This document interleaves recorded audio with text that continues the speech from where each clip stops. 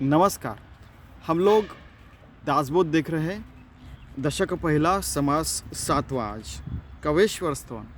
अभी समर्थ रामदास कवि को प्रणाम कर रहे हैं। अभी कवि यानी क्या?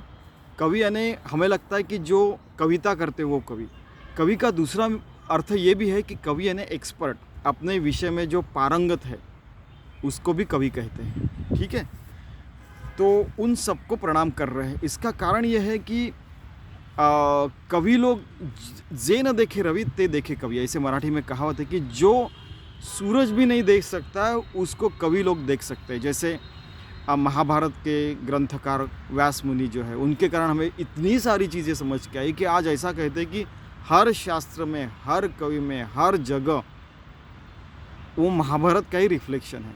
हर सिनेमा में देखिए, हर जगह देखिए महाभारत ही दिखेगा आपको। महाभारत तो पंचमो वेदा इसीलिए कहा जाता है। आद्य कवि कवि वाल्मीकि ने एक आदर्श रामायण की रचना की हुई है। उसमें भी बहुत सारा शास्त्र दिया हुआ है, कैसे कैसे बर्ताव करना चाहिए वो रामायण में दिया है, और कैसा होता है दुनिया में वो महाभारत में दिया गया।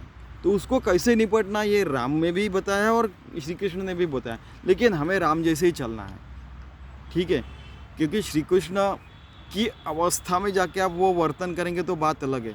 लेकिन हमें मर्यादा पुरुषोत्तम राम जैसे ही हमारे हर रोज के जीवन में चलना है। ठीक है, तो ये कैसे पता चला? तो कवि के कारण। श्री राम आता वंदु कवेश्वर शब्द सृष्टीचे ईश्वर नातर हे परमेश्वर वेदांवतारी। मीन्स ऐसे कवि को प्रणाम करते हैं जो शब्द सृष्टि के भी ईश्वर है और वो परमेश्वर जैसे ही है, और वेद के भी वो वेद का भी वो एक्सप्लेनेशन दे सकते हैं। किम है सरस्वतीचे निज स्थान, सरस्वती उनके निज स्थान पे बैठी हुई है, यानी मुख में बैठी हुई है। किम है नाना काळांचे जीवन, बहुत सारे स्किल्स हम लोग कवि के कारण ही समझ सकते हैं, एक्सपर्ट लोगों के कारण। नाना शब्दांचे भुवन यथार्थ हुए, जैसे पूरी डिक्शनरी उनके मुख पे बैठी हुई है। सारे शब्द उनको ज्ञात है, कहाँ कौन सा शब्द वापरना चाहिए और कैसे प्रयोग करना चाहिए, और कैसे अपने जो सुनने वाले उनको समझा के बताना चाहिए। कि मैं पुरुषार्थाचे वैभव, पुरुषार्थ पूरा जो पता चला कवि के कारण। कि मैं जगदेश्वराचे महत्व, जगदीश्वर का महत्व भी कवि बताते। नाना लाघवे सत्कीर्ति स्तव निर्माण कवि, बहुत सारी चीज़ें अपने क्रिएटिविटी से, अपना खुद का जो क्रिएशन रहता है उससे कवि निर्माण करते हैं। बहुत सारी चीज़ें जो हमें पता भी नहीं थी वो कवि को बता रहे थे। वो अपना कवि अपनी कविता बना के, अपना वो ग्रंथ निकाल के, अपनी चीज़ें बता के लोगों को वो एक्सपर्ट बना देते हैं। किम है शब्द रत्नाचे सागर, शब्द का सागर पहले बोला। किम है मुक्तांचे मुक्त सरोवर, जो मुक्तता मिलती है उसके मार्ग के ऊपर कैसे चलने का, मुक्ति मिलने के बाद क्या होता है, और मुक्ति यानी कि सारी चीज़ें कवि बता सकते हैं। नाना बुद्धि से वैराग, यानी जो बुद्धि के भी परे जाके सब चीज़ें बता सकते निर्माण झाले वो कवि ही हैं। अध्यात्म ग्रंथांची खाणी, खाणी यानी खदान, ऐसे कई अध्यात्म के ग्रंथ कवियों ने निर्माण किए। किम बोली के चिंतामणि, जैसे चिंतामणि जो रहता है, हमने जो चिंता की, हमने जो सोचा उसका प्रकटीकरण हमारे सामने कर देता है। जैसे नाना कामधेनुची दुबणी, कामधेनु को अपनी कोई इच्छा मांगे तो पूरी करते। तो वो सारी चीज़ें कवि जो एक्सपर्ट लगे उन्होंने बताने के बाद ही हमें पता चली है। बोल श्रोते, ऐसे श्रोते लोग जो सुनने वाले उनको पता चले। किम है कल्पने से कल्पतरु, जो कल्पतरु के भी कल्पतरु है, जो कल्पना के भी परे जा सकते हैं। किम है मोक्षा से मुख्य पड़े, मोक्ष के ऊपर भी जाके मोक्ष क्या है बता सकते हैं। नाना सायोज्यते से विस्तार आले, सायोज्य मुक्ति क्या है कि जो मुक्ति मिलने के बाद आदमी को फिर से लखत 84 फेरे सुंदर नर्तन पाया। तो ये 84 लक्ष्य होने के बाद हमें जो मुक्ति मिल सकती है, वो सारी सायुज्य मुक्ति मिलने के बाद हमें दूसरा जन्म नहीं मिलता, वो भी कवि बता सकता है। कि हा परलोकीचा निजस्वार्थ, कि हा योग्यांचा गुप्तपंथू, नाना ज्ञानियांचा परमार्थ रूपासी आला। कि निस्वार्थता, स्वार्थता, ये सारी चीज़ें अपने शब्द में, स्वार्थ वो निर्माण करके अपने शब्दों में बताते हैं। योगियों का अष्टांग योग जो है कि ब्रह्मरंध्र भेद, आज्ञा चक्र भेद करके फिर हमें आत्मज्ञान होता है, कैवल्य प्राप्ति होती है। वो सारा जो गुप्त पंथ है वो सारे कवियों के कारण पता चला। नाना ज्ञानियांचा परमार्थ रूपासी आला, वो परमार्थ जो है कवि के कारण हमें आज पता चल रहा है। किम हे निरंजनाची खूण, किम निरंजनाने भगवान, कि निर्गुणाची ओळखण, जो निर्गुण परमात्मा है उसका भी वर्णन करने में इनमें इनमें सामर्थ्य है। और उसका कितना भी वर्णन किया तो कम ही है, लेकिन वो पता तो चलता है कि ऐसा भी हो सकता है, ऐसा भी हो सकता है। तो ये कवि लोग ही कर सकते हैं। माया विलक्षणाचे लक्षण है ते हे कही, कि माया के भी परे जाके माया को जो माया जो है, जैसे शंकराचार्य कहते हैं कि ब्रह्मम सत्यम जगन मिथ्या, कि ब्रह्म सत्य और ये जग जो है, जो माया है वो मिथ्या है। वो किसके कारण समझा? तो जब शंकराचार्य जी ने बताया कवि होके, तब हमें पता चला कि हा श्रुतीचा भावगर्भ, कि हा परमेश्वराचा अलभ्य लाभ, ना तरी होय सुलभ निजबोध कवी रूपे। तो की हा श्रुतीचा भावगर्भ, किंवा परमेश्वराचा अलभ्य लाभ, ना तरी होय सुलभ निजबोध कवि रूपे, कि जो श्रुतियों से अस्मृति, श्रुतियाँ ने सुना हुआ, श्रुतियाँ ने बुद्धि में रखा हुआ, फिर वो एक्सप्लेन करते, श्रुति स्मृति पुराण उक्त, पुराण में जो लिखा है, ऐसे हमारे सनातन धर्म में कहा जाता है। तो वो परमेश्वर का जो अलभ्य लाभ करवा देते हैं, तो श्रुति स्मृति से सारी चीज़ें हमें बताती है, वो सुलभ करवा देते, बहुत दुर्लभ है वो, लेकिन वो कवि सुलभ करवा देते। तो वो केवल कवि के कारण ही होता है। वो जो निजबोध होता है हमें, वो कवि के कारण ही होता है। वो कभी कभी माता पिता रह सकते हैं, अपने बहन भाई, आसपास के लोग, दुश्मन लोग, कई लोगों के दुश्मन लोग भी उनको उनकी जगह बता देते, ऐसा है, ओहो ऐसा भी हो सकता है क्या? ऐसा घटी हुई घटना है कि दुश्मन ने उसको जगह बताई। अशोक के ज़माने में नहीं क्या, कि उनको बताया कि आपने 1.5 लाख कलिंग और में इतने सारे लोगों को मारा, तो उनको पश्चात बुद्धि में उनको पता चला कि नहीं, फिर वो उनको यानी उनका उद्धार हुआ और बहुत सारी चीज़ें समझी। ऐसे कई राजाओं के बारे में भी हुआ है पीछे में, और वो आत्मज्ञानी भी बन चुके हैं। अंगुलीमाल की भी कथा आपको पता होगी, जैसे जो एक आदमी को मार के अंगुली अपने गले में लगाता था, तो उसको बुद्ध देव के दर्शन दिए, तो वो भी एक परमार्थ मार्ग के चल में लगा और वो भी बड़ा हो गया। वाल्मीकि का भी उदाहरण है, वाल्मीकि जी का, कि वो रत्नाकर थे और वो भी वाट मारा, मराठी में कहते हैं, कि वो भी लोगों को लूटते थे। बाद में वो सबसे बड़े कवि बन गए। इतनी साधना की कि उनके ऊपर वो मराठी में वारुल कहते हैं कि जैसे एंट के चींटियों का पूरा उनका महल बनाने लगा। और फिर से नारद आए, फिर भगवान उन्होंने बताया कि ऐसा है, फिर वो सारी चीज़ें उनसे बात हुई, और बाद में पता चला कि वो जब कंस पक्षी का वध किया, तो उनके मुख से पहली वाणी निकली कि अरे तू किसको मार रहा है। फिर वो पहली कविता थी, उसके बाद उन्होंने रामायण भी आद्य कवि होकर बनाए।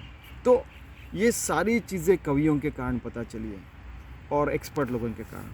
कवि मोक्षाचे अंजना, मोक्ष यानी कि जो भगवान को प्राप्ति करना चाहते हो, उनको यहाँ पे अंजन यानी काजल लगाई, तो उनको एक दिव्य दृष्टि आ गई, अच्छा भगवान कितना सुंदर दिख रहा है, यानी ऐसी कवि उनके कानों में, आँखों में, बुद्धि में अंजन डाल के उनको एक दिव्य दृष्टि देते हैं। उसके कारण भगवान और सद्गुरु वो पता चलता है, फिर वो आगे बढ़ के वो मुमुक्ष यानी मुक्ति प्राप्ति के कर सकते। कवि सिद्धांत से समाधान निश्चयात्मक, कवि जो है वो सिद्ध लोग जिस स्थिति में रहते हो उनका जो समाधान है उसका भी वर्णन कर सकते हैं।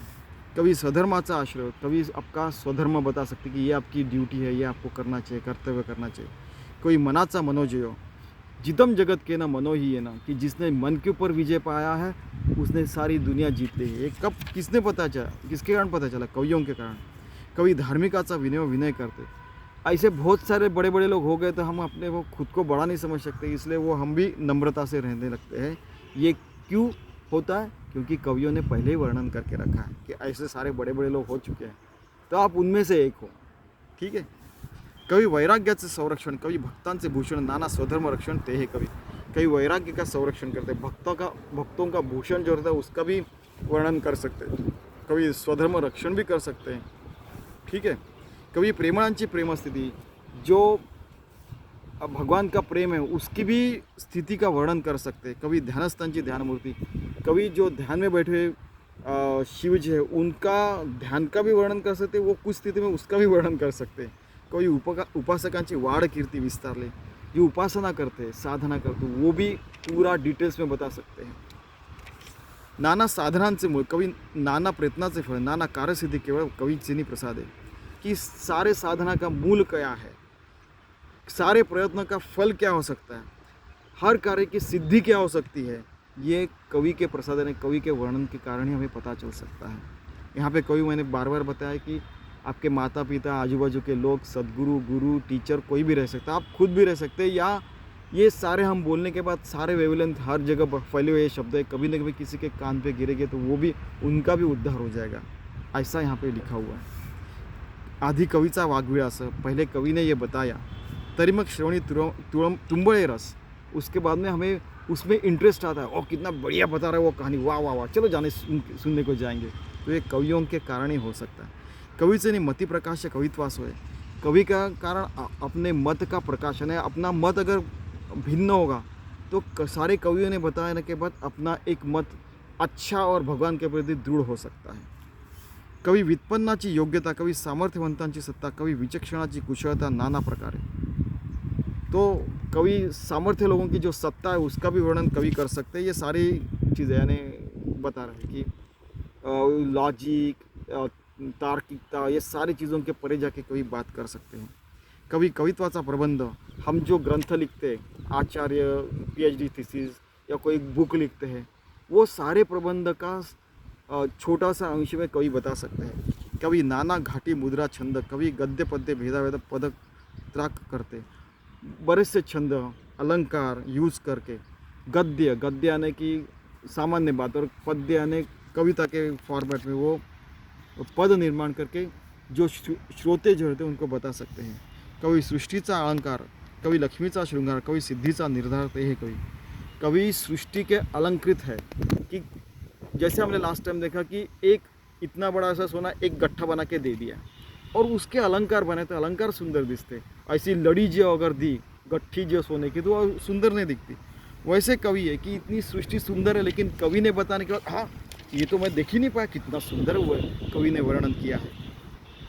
ठीक है, लक्ष्मीचा श्रृंगार, मैंने जैसे लास्ट टाइम बताया था कि भगवान की लक्ष्मी यानी पैसा एक छोटी सी चीज़ है, लेकिन भगवान का ऐश्वर्य इतना विशाल है, इतने सारे ब्रह्मांड, इतने सारे सृष्टि में, इतने सारे पेड़, इतने सारे वायरस से, बैक्टीरिया से लेकर इतने बड़े बड़े पेड़ जीव सृष्टि निर्माण किए, इतने सारे चक्र निर्माण किए, इतनी सारी चीज़ें निर्माण किए भगवान ने, तो उसको ऐश्वर्य, उसको लक्ष्मी कहते हैं भगवान की। सकल सिद्धीचा निर्धार ते है कवि।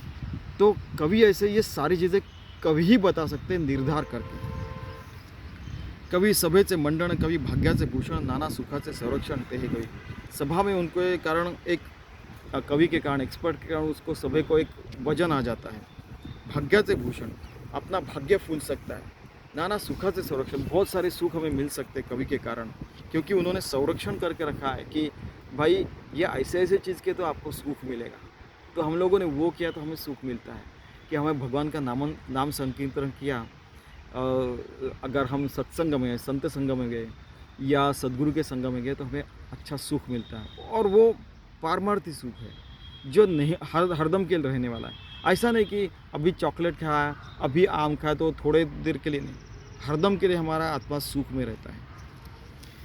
कवि देवांचे रूप करते, कवि ऋषीचे महत्व वर्णिते, नाना शास्त्रांचे सामर्थ्य ते कवि वाखाणिते।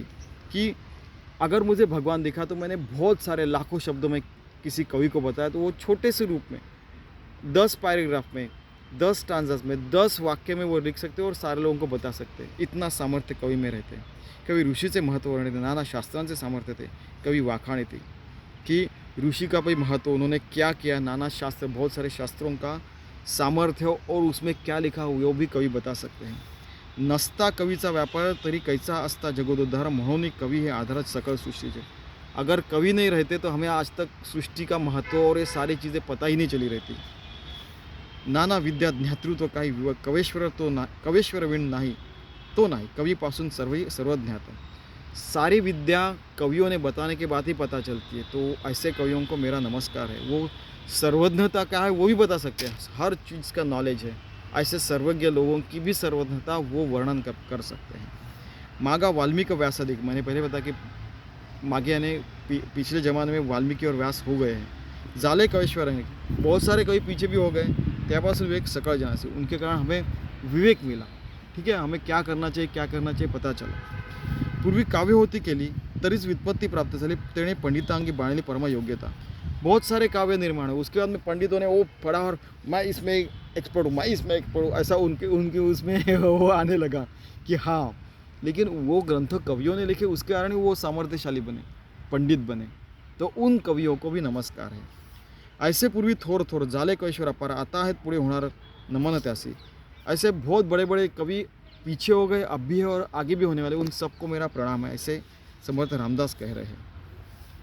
नाना चातुर्याच्या मूर्ती किम हे साक्षात बृहस्पति वेदश्रुति बोलो म्हणती ज्यांच्या मुखे। कि बहुत सारी स्मार्टनेस चातुर्यता है और साक्षात बृहस्पति देवों को बता रहे, ऐसे श्रुति और स्मृति ये सारी चीज़ें कवियों के कारण पता चलती है, और उनका भी सामर्थ्य, उनका भी वर्णन कवियों ने किया, इसके कारण वो सारी चीज़ें हमें पता चल रही है। परोपकारा कारणे नाना निश्चय अनुवादने सेखी बोलेले पूर्णपणे संशयातीत। ये परोपकार ही है उनका कि वो अपने स्वार्थता से कुछ शब्द वो निर्माण करते, उसके कारण लोगों को पता चलता है, ठीक है, और उनका संशय भेद हो जाता है। कि हे अमृताचे मेघ वोळले, कि हे नवरसाचे वोघ लोटले, नाना सुखाचे उचंबले सरोवर है। कि कवि जब बात करने लगता है तो ऐसा लगता है कि अमृतवाणी हमारे कान में घुल रही है, ऊपर से अमृत ही बारिश के समान गिर रहा है, नवरस देख रहे हैं हम लोग, नाना सुख ऐसे सरोवर में ऐसे ऊंचे ऊंचे ऐसे लाटा यानी ऐसे लहरें आ रही है, ऐसे लगने लगता है। कि हे विवेक निधी से भंडारे प्रकट झाली मनुष्याकारे, नाना वस्तूचे विचारे कोंदाटले है। बहुत सारे विवेक का तो इनके पास भंडार ही है, बैंक ही है, बैंक भरी हुई है विवेक से, लेकिन वो प्रकट होती है मनुष्य के लिए विविध वस्तुओं के और विविध शब्दों के कारण, और जिसके कारण हम लोगों को लगता है कि यार ये तो बहुत ज्ञान है, इसके पास बहुत सारा ज्ञान है, और वो इतने छोटे शब्दों में बता रहा है कवियों के कारण। तो ये हम उन कवियों को प्रणाम करते हैं। ऐसे समर्थ रामदास कह रहे हैं कि मैं किम हे आदिशक्तीचे ठेवणे, नाना पदार्थासी आणि उणे, लादले पूर्व संचितांच्या गुणे विश्वजनासी। कि आदिशक्ति ने जो भी निर्माण कर के रखा है वो अपने बच्चों को बताया, वो भी हजारों अरबों सालों के बाद हम लोग भूल रहे, लेकिन उसका हमें चिंतन करके कवियों जो है वो हमें फिर से प्रकट करते हैं, इसलिए कवियों को प्रणाम। कि मैं सुखाची तारुवे लोटली, अक्षय आनंद उतटली, विश्वजनास उपयोगाले नाना प्रयोगा कारण। बहुत सारे प्रयोग लोग करते हैं, और सुख के ऐसे वृक्ष के वृक्ष आए हैं, और आनंद तो ऐसा अगणित भरा हुआ है, और विश्वजन को मिल रहा है। ये केवल कवियों ने ऐसे अलग अलग शास्त्र निर्माण करके अलग अलग तरीके से भगवान के बारे में बताया, इसलिए हमें पता चल रहा है, और हमें वो अनंत आनंद मिल रहा है अभी, क्योंकि कवियों के कारण उन्होंने वह निर्माण करके रखा है। इसलिए कि मैं निरंजनाची संपत्ति भगवान की संपत्ति है, यानी संपत्ति मैंने बताया आपको, ये सारी संपत्तियाँ अंदर बाहर हर जगह भगवान की संपत्ति ऐश्वर्य है। किम है विराटाची योग स्थिति, योगियों की योग स्थिति है, ना तरी भक्ति की फलश्रुति, और भक्ति की जो फलश्रुति है यानी भगवान से एकरूप हो जाना, योगियों का भगवान से एक रूप हो जाना, भक्ति लोगों का भी विभक्त नसा है तरीच भक्त ऐसे एक रूप हो जाना, ये जो फलश्रुति है वो कवियों के कहानी पता चलती है। कि हा ईश्वराचा पवाडा पाहता गगनाहून वाड, ब्रह्मांड रचनेहून झाडा कवि प्रबंध रचना। कि आकाश से भी विशाल है, ब्रह्मांड से भी विशाल है, ऐसी कवियों की बुद्धि और कवियों का जो वाचा जो सिद्धि रहते उसके कारण हमें पता चलता है। आता असो हा विचारा जगास आधार कवीश्वर, तयांसी माझा नमस्कार साष्टांग मान। अभी ये कवियों के बारे में और क्या बोलना, मैं उनको प्रणाम करता हूँ साष्टांग, जिनके कारण ये सारी चीज़ें हमें पता चली है, और मुझे भी पता चली, वो कह रहे हैं। इति श्री दासबोधे गुरु शिष्य संवादे कवेश्वर स्तवन नाम समास। तो कवेश्वर स्तवन, कवि का स्तवन मैं यहाँ पे समाप्त करता हूँ। ये 7वां समास है, प्रथम दशक है। तो इस तरीके से समर्थ रामदास कवियों को भी प्रणाम करते हैं। ऐसे सारे देखिए, पहला पूरा दशक जो है स्तवन से भरा हुआ है। सद्गुरु को, संतों को, ईश्वर को, गणपति, सरस्वती, सबको प्रणाम करके जो सुन रहे हैं, जो सुनाने वाले हैं, सभा सबकी वो स्तवन कर रहे हैं, उसके बाद में आगे जाने वाले और मूल ग्रंथ बताने वाले। कितनी नम्रता है देखिए। धन्यवाद।